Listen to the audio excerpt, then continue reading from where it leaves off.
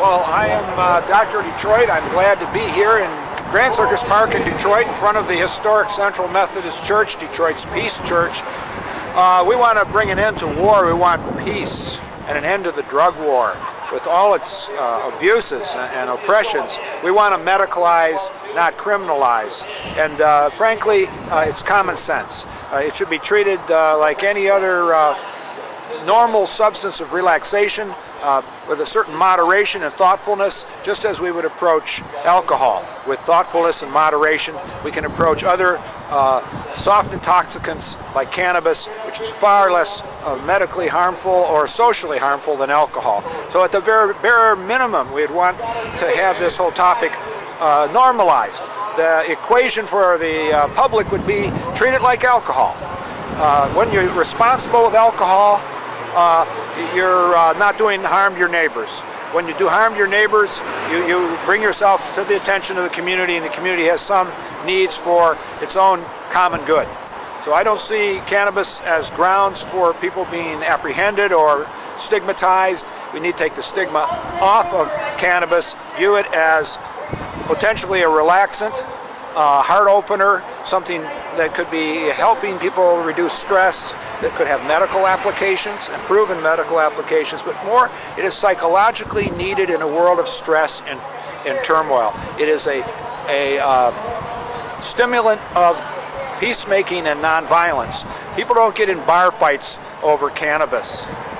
And otherwise law-abiding people are associated with cannabis, and it should not require us to live like outlaws just because we've had some kind of experience with cannabis. So it's time to come out of the closet on the issue in Oakland County and anywhere else in the world and say, let's be sensible and fair. Let's not waste precious tax dollars. Let's not make simple possession a crime. Let's not fill the county jails with nonviolent offenders. Let's not stigmatize youth. Let's not target minority community and have half the prisoners people of color. Let's end the drug war. Let's be sensible in terms of public policy. Let's make distinctions between vices and crimes. Some things may be immoral, but they don't have to be illegal. We have to reach our conservative brethren. We have to reach the religious right and have them get to their Christian forgiveness and get to their Christian compassion. We really have to break the kind of fear around the stigma of marijuana, because it's a fictitious. It's something, it's a creation of associating marijuana from the 60s with defiance of authority.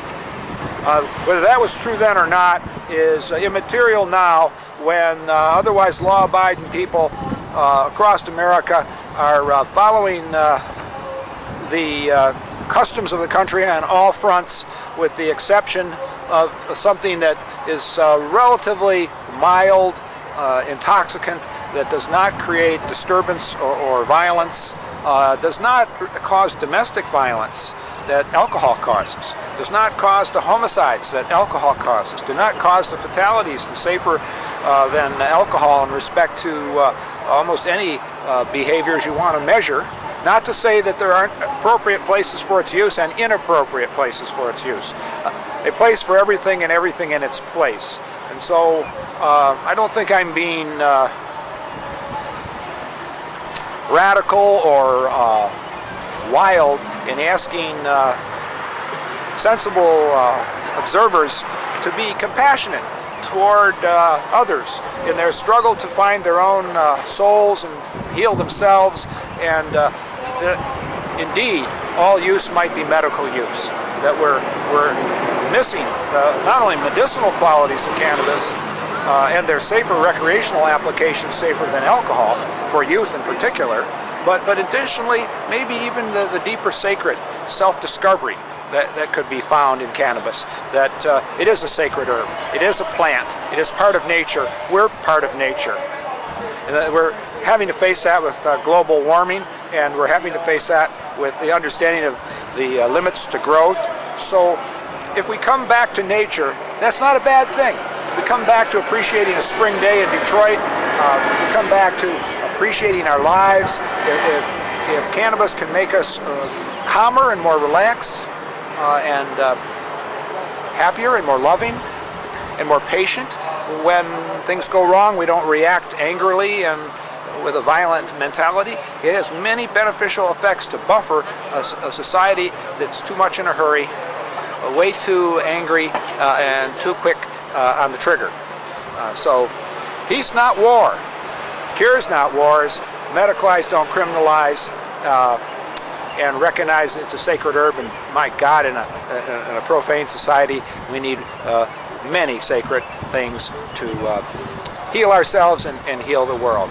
So I'm happy to be standing behind one of Detroit's historic churches as Dr. Detroit in a famous park, the Grand Circus Park, expressing freedom of speech, trying to be a sensible fellow Detroiter, a native-born Detroiter, asking us to speak up on this topic and not be scared or intimidated to argue for its decriminalization and its positive uses. Well, allowing for the fact that we don't want to be lost in a fog. We want to be brave and live life. It's a great adventure. This is something that helps us be more sensitive. And us humans sure got to be more sensitive to ourselves, to each other, and to the planet. Thank you.